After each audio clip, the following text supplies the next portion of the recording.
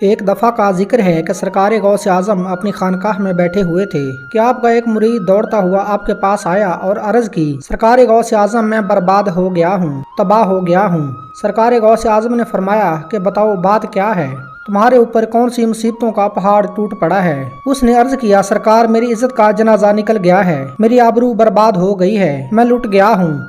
سرکار میری اکلوتی بیٹی ہے، بڑی خوبصورت ہے، میں نے اپنی بیٹی کو گھر میں ہی رکھ کر تعلیم دی ہے، میں نے ابھی تک اسے گھر سے باہر کسی کام کے لیے نہیں بھیجا ہے، میں نے اپنی بیٹی کا نام آمنہ رکھا ہے اور میری بیٹی میری اجازت کے بغیر گھر سے باہر بھی نہیں جاتی تھی، لیکن آج جب میری بیٹی چھت پر گئی تو واپس نہیں آئی۔ میری چھت کی دیواریں اتنی اونچی ہیں کہ وہ دیوار پھلانگ کر بھی نہیں جا سکتی، لیکن پھر بھی میں نے اپنے دل کو تسلی دینے کے لیے اپنے ہمسایوں اور آس پڑوس سے پتہ کروا لیا ہے، مگر کہیں بھی میری بیٹی کا نام و نشان نہیں ملا ہے۔ سرکار غوث اعظم مجھے میری بیٹی چاہیے اور زندہ چاہیے۔ سرکار غوث اعظم نے کہا کہ ٹھہر جاؤ اور اپنی آنکھوں کو بند کر لیا۔ کچھ لمحوں کے بعد آنکھیں کھولیں اور اپنے اس مرید سے فرماتے ہیں، اپنے دل کی بے تابی کو دور کر لو،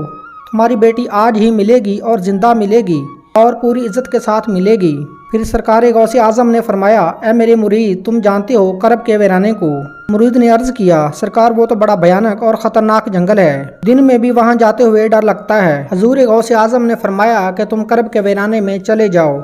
اور پہلا اور دوسرا قلعہ چھوڑ دینا اور تیسرے قلعے کی چوٹی پر جا کر بیٹھ جاؤ، وہاں جا کر میرا نام لینا اور پڑھ کر انگلی پر دم کر لینا اور اپنے چاروں طرف ایک لکیر کھینچ لینا، پھر وہاں سے جناتوں کی فوجیں گزرنا شروع ہو جائیں گی۔ جنات دھاڑتے ہوئے اور بھیانک آوازیں نکالتے ہوئے تمہارے اوپر حملہ کرنے کی کوشش کریں گے، لیکن کوئی بھی جن میرے نام کی کھینچی ہوئی لکیر کو پار نہیں کرے گا۔ جب وہ جنات کی ساری فوج چلی جائے گی تو آخر میں شہنشاہ جنات کی شاہی سواری آئے گی، اور وہ شہنشاہ جنات اتنا بڑا طاقتور ہے کہ بڑے بڑے پہاڑوں اور درختوں کو اکھاڑ سکتا ہے، تو سب کام تو کر سکتا ہے لیکن میرے نام کی کھینچی ہوئی لکیر کو پار نہیں کر سکتا ہے۔ وہ شہنشاہ جنات تم سے پوچھے گا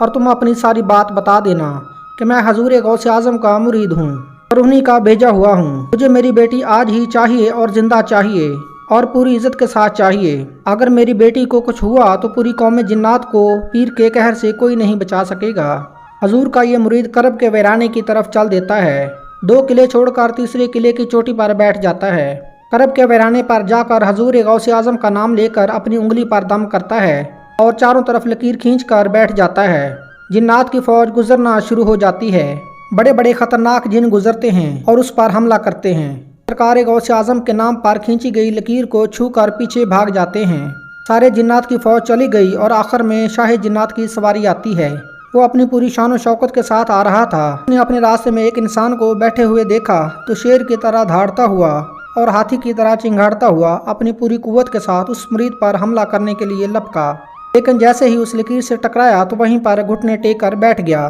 اور اس سے پوچھتا ہے کہ تم کون ہو اور کہاں سے آئے ہو، بات کیا ہے؟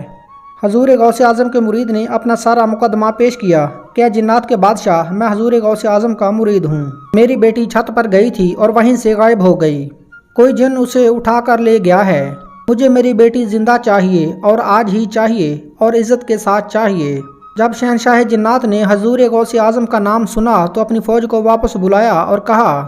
یہ حضور غوث اعظم کا مرید ہے، اس کی بیٹی غائب ہو گئی ہے، کوئی جن اسے اٹھا کر لے گیا ہے، تم دنیا کے کونے کونے میں پھیل جاؤ، سمندر کی گہرائیوں میں اتر جاؤ، پہاڑوں میں ویرانوں میں تلاش کرو، جنگلوں اور ویرانوں میں تلاش کرو، جیسے بھی ہو اس لڑکی کو لے کر آنا، اور جو جن اس لڑکی کو اٹھا کر لے گیا ہے اس کو بھی لے کر آنا۔ پورے جنات کی فوج چل دیتی ہے، لیکن پھر شاہ جنات نے ان کو واپس بلایا اور کہا،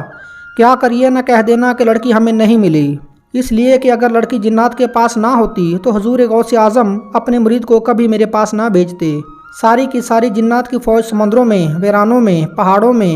آبادیوں میں اور جنگلوں میں اس لڑکی کو تلاش کرنا شروع کر دیتی ہے۔ بہت ہی مشکل کے بعد جو جن اس لڑکی کو لے گیا تھا اس کو اور لڑکی کو شاہ جنات کے سامنے پیش کر دیتے ہیں۔ ان جنات نے کہا، اے شہنشاہ جنات، ہم نے ان کو بڑی مشکل سے تلاش کیا ہے۔ شہنشاہ جنات نے اس جن سے کہا کہ تیری ہمت کیسی ہوئی، کیا تمہیں پتہ نہیں کہ حضور غوث اعظم کون ہیں؟ کیا تمہیں ان کے شہر سے لڑکی لے جاتے ہوئے ڈر نہیں لگا؟ اس نے کہا، اے شہنشاہ جنات، میری اتنی ہمت تو نہیں تھی، لیکن میں کیا کرتا، میں ہوا میں اڑتا ہوا جا رہا تھا کہ یہ لڑکی اپنے مکان کی چھت پر اس انداز میں کھڑی تھی کہ اس کے بال بکھرے ہوئے تھے، اس کا چہرہ کھلا ہوا تھا और ये अपने नाज व अंदाज में खड़ी हुई थी। शहंशाह जिन्नात ने कहा कि तुमने पूरी कौम जिन्नात को खतरे में डाल दिया है। अगर गौसे आजम जलाल में आ जाते तो हमें पूरी दुनिया में कहीं जगह न मिलती।